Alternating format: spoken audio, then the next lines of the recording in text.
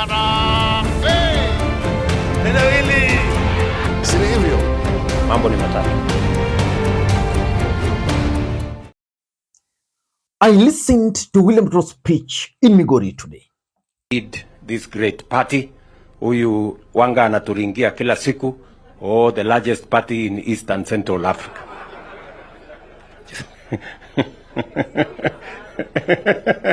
And south of the Sahara, another Limpopo. And I can assure you, William Ruto has entered into a deal with ODM party. Omio, let us stand with the legacy Mara Ilamolo Odinga. Ilamolo Odinga has left a strong legacy for us to move forward and never to be cheated again. Never to be cheated again. But William Ruto has laid certain conditions which ODM party must meet ahead of 2027 presidential elections in the Republic of Kenya. Tutakuja kufanya hiyo mtihani siku nyingine. Hii ni ukweli ama imeongezwa chumvi. So lakini hata na hivyo, we are very proud to be part of this community and to be part of this development. Colleagues in the national government, 3 actually. In this video, I want us to focus on the conditions which William Ruto set for ODM party. Before we do that, for those who are watching this channel for the first time, please take a second or two, click the subscribe button so that next time we produce a video like this, YouTube will automatically notify you. And with the subscribers, I want to continue thanking you guys for your continued support. Because without that support, this channel cannot be where it is. Ladies and gentlemen, William Ruto today laid some conditions to ODM party. And I want to reveal to you guys what he intends to achieve. But first of all, during the Migori tour, something very interesting also happened. William Ruto was coronated as a Luo elder. We want to sit you as the leader among the Luos, and mostly in your position as the president. Amen. Welcome, and here may you sit the president. Your Excellency, after that, there is a scheme which is one to protect your wisdom, to protect anything which might come to you, which can cause emotions, which can come out and hurt you.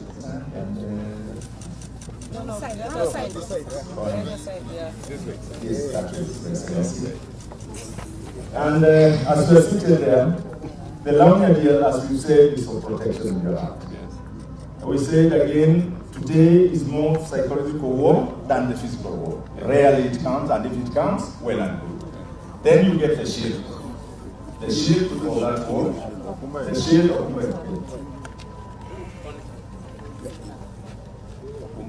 Okumba. Yeah. In the Luo is Okumba, and Okumba is normally to stop the arrows, stop the spears, stop anything which might come to hurt you. But as you protect yourself, Your Excellency, you have to have also to retaliate. And this is the spear.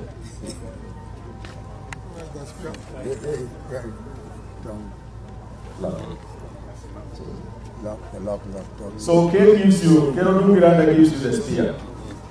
The spear, in another way, is a sign of war to fight those who are fighting you unnecessarily.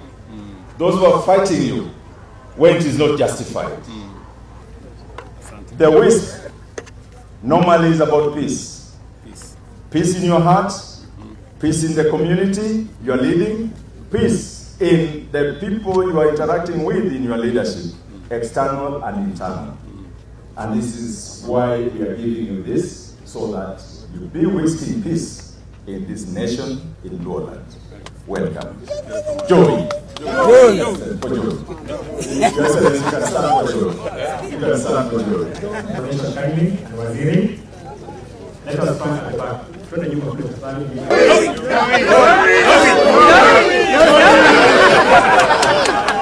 That is significant political development, because it seems now the Luo elders have officially confirmed Ruto as a Luo, which means they are giving the community the direction they should follow ahead of 2027 presidential elections. But let us not get into that for now. In this video, I want us to focus on this part of the speech. Nimesema ya kwamba tutaendelea na maendeleo na pia tupange uongozi wa Kenya. Nyie mnanielewa? Si watu hapa ni wa ODM? ODM hoye! ODM hoye! Tunakubaliana? Mimi nilikuwa mwanachama wa ODM pale nyuma, si ndio? Lakini Mungu alinipanga nikapita hivi ndio nipangane na ODM kule mbele, si ndio? Mheshimiwa Raila Amolo Odinga, si ndio? Yeye ndiye alitufundisha siasa, si namna hiyo? Mimi nilikuwa mwanafunzi wa kwanza katika darasa la Raila Amolo Odinga. Hata mimi kuwa rais yeye amechangia sehemu kubwa. Na sababu hiyo ndio nimesema chama ya ODM lazima mujipange, musimame imara. Tunataka a strong ODM ndio tuweze kupanga mambo ya uongozi wa Kenya pamoja. ODM hoye! Mutajipanga vizuri kama ODM? Mutasimama imara na mupange chama isimame imara?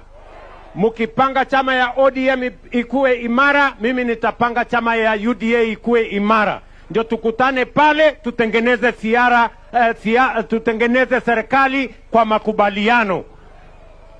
Ama mnasemaje watu wa ndugu zangu watu wa hapa? Tumeelewana? Tumeelewana? Tutapangana namna hiyo? Tutapangana namna hiyo? That is what we want to do. Na kwa hivyo mimi nawatakia heri. Now, if you paid very close attention to the president, these are some of the 4 things I picked from that speech. Number 1, William Ruto is talking about the unity of ODM party.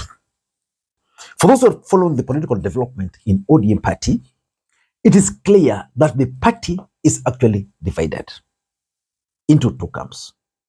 There's the camp which is pushing for broad-based, and there's the other camp which is opposed to broad-based government. And William Ruto, being a politician, he understands all this. And that's why he's challenging the ODM party to unite. Remember, during the burial of Raila Amolo Odinga, William Ruto made it very, very clear that he was not going to allow ODM party to collapse. I don't know how he's going to manage it, but the truth is, ODM, as we speak, is currently divided. So William Ruto is telling them, please, you want us to create government together. Make sure the party is united. He must put his cards on the table. He must put his cards on the table. Then we can talk on equal terms.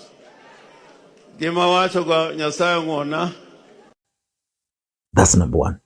In fact, when he talked of ODM being the largest, the way Gladys Wanga always say, the largest party in Africa, he meant the unity.